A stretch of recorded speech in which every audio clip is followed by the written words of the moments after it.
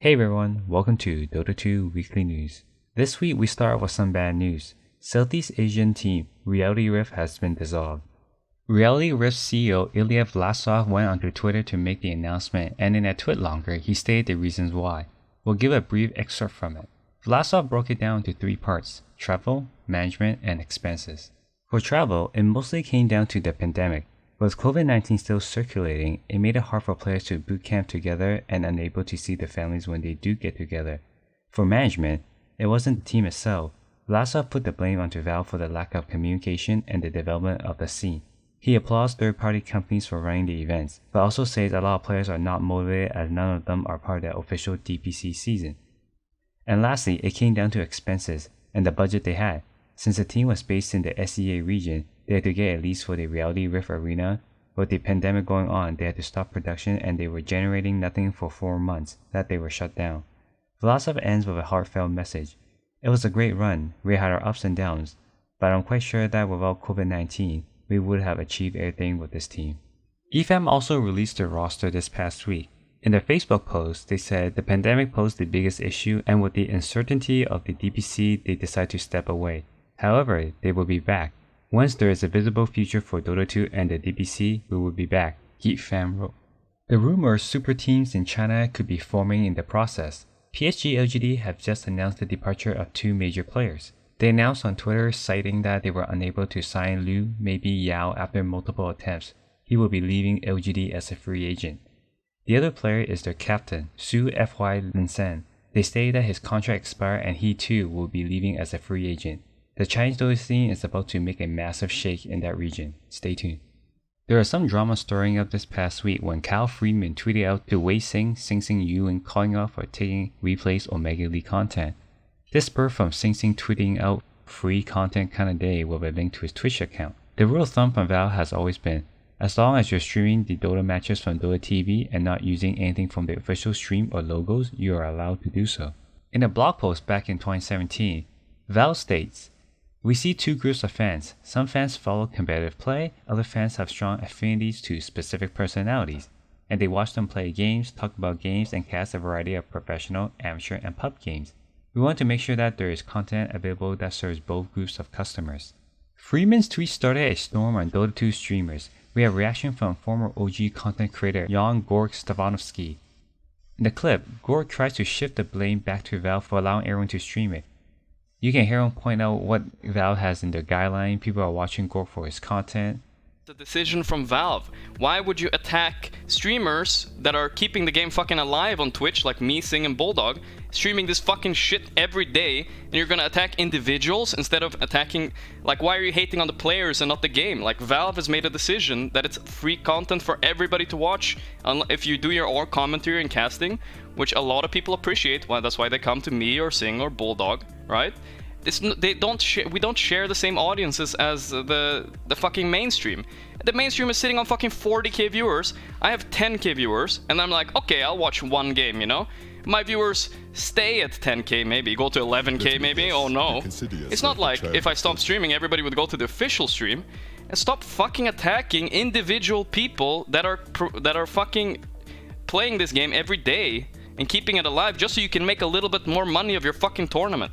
Sing Sing also somewhat made his own statement that reiterates what Valve and Gorg's point, that they have their own viewers. A professional talent for Omega League at this point. Yeah. Professional, by the way. Emphasis on that. It's entertaining to think that people are in my channel for the tournament and not for me.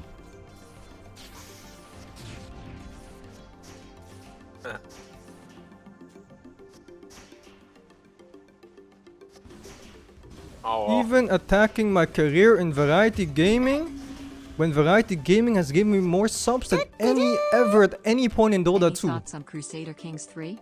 Reminder that I peaked at 1400 to 1600 subs in Dota 2 and peaked at 3600 in variety gaming. Kao, by the way, a professional talent for Omega League. A person accusing me for making no content for Dota 2 while stealing from others while making more than he ever did in his entire life. Don't believe me? Check the amount of videos in just YouTube alone. There's probably more videos there than he fucking ever made. And those are just clips. That's not even all the games I've played on stream.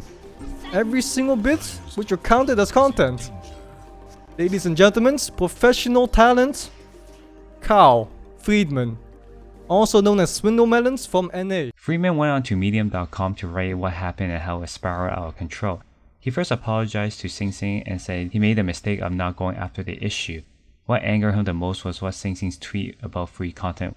Friedman goes on to say that he took it personally because the content isn't free. Hopefully this incident shifts the focus onto Valve. The original statement is still true, but had there been regional events that give out DPC points for teams, it would be less devastating for many parties involved. Once again, it's a waiting game for us. Well, the wait wasn't that long. On Friday, September 4th, Valve broke the silence and updated the competitive scene. They first dropped the timeline in spring to the future of the DPC and the streaming broadcast rights. We all know what happened, however, moving forward, they are injecting money into tournament organizers to host more online events. Valve's goal is to get the DPC season started within the first 2 months of 2021. Our outlook right now is that we are anticipating the start of the DPC to be in the first month or two of 2021. Our hope is that by the time the first DPC league concludes, travel limitations will be more predictable, thus allowing for majors with cross-region competition to happen. As for restreaming tournament games, Valve's stance is still the same. However, on September 15, 2020, new rules for restreaming will apply. Organizers that run Dota 2 tournaments will have to provide community streamers with a reasonable and simple to execute set of non-monetary requirements, such as displaying the organizer's sponsors on their streams or having a slight delay on the games. Community streamers will be able to use the Dota TV feed in their broadcast as long as they agree to those requirements. Let's hope organizers will be up to date. The second bit is good news for all you Battle Pass owners. The Wind Ranger Arcana has been released. It comes with complete new skill icons, 500 new voice lines, and of course a second style to unlock. We await for the Immortal Treasure 3. Hopefully that drops next week.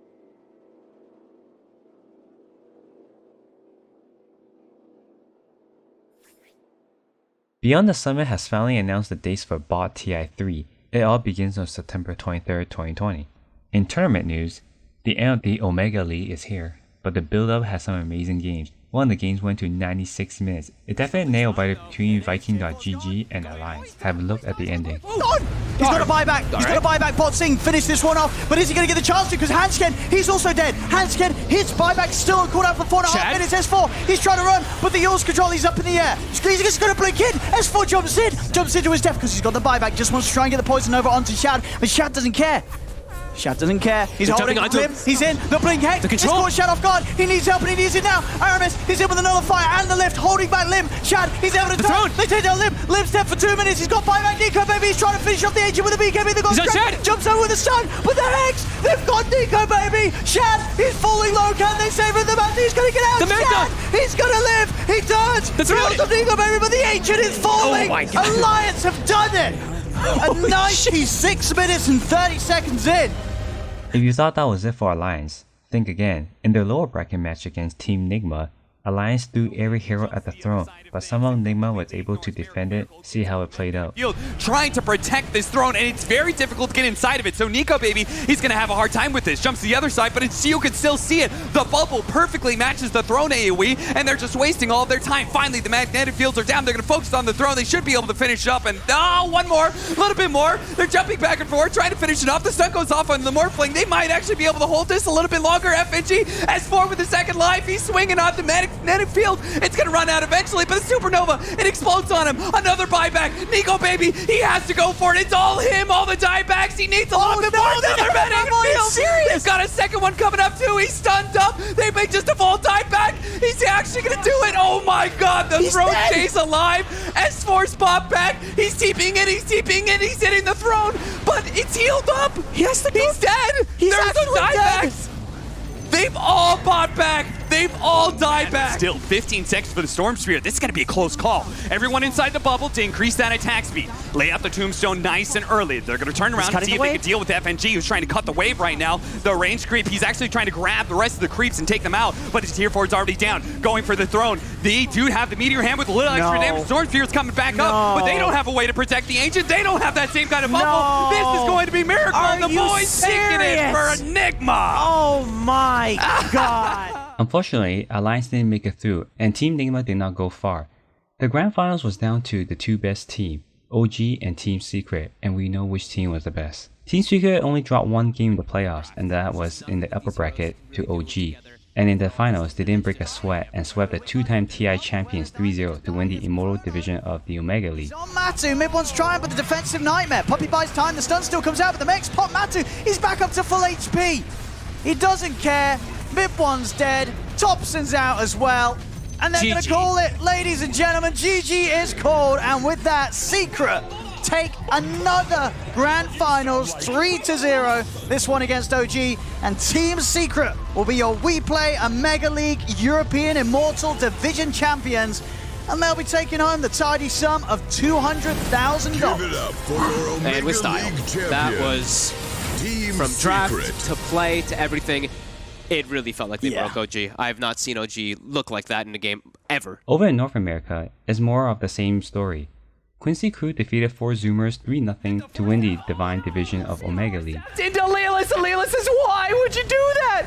Overgrowth's up. 2 of them are going to be caught. Once again, UR's just dealing with the supports. Meanwhile, Samby Voice just going to be trying to ignore him as much as possible. Fortunately, the Aghanim Scepter makes that difficult. UR pounced on through him. Still going to manage to hit the LSA. They do manage to get a bit of lockdown onto Quinn, but this time, Samby Voice going to turn back in. Once again, he's 2-man stun, looking for the cleaves, but no, he's been stunned up. He couldn't finish off either one of them in the duel. Lelis with the buyback comes in, finishes off the Void Spirit. No buyback on these heroes, and it's going to be just monkeys forever, limping around. Eventually, he's going to be caught here, and now it is time for Quincy Crew to truly end this game, truly end this series, and ascend to the throne as the gods of North and South America. Gods of the planet, baby. Let's go. That's a little much.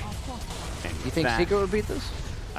And lastly, for ESL 1 Thailand 2020 for the Asia region, TNC Predator has returned. They defeated Boom Esports 3-2 to win ESL 1. There's more tournaments upcoming, we just have to wait for them to be announced. Something out of nothing, but it is not going to be there. FBZ also in trouble, is pouncing into the fountain, all 5 dead. And with that, TNC taking a demonstrative lead in this game number 5. Oh, that's an allied good game. A little bit of one. And they're just hitting the tier 4s. Gabby's like, I'm done with this. Get me out of this one. It's over. Poland trying to roll, but they don't have the damage. They don't have nearly enough damage. And with this, I think that they're going to take it. TNC just completely dominant. They're going to use the glyph, and GG is going to be called aggressively.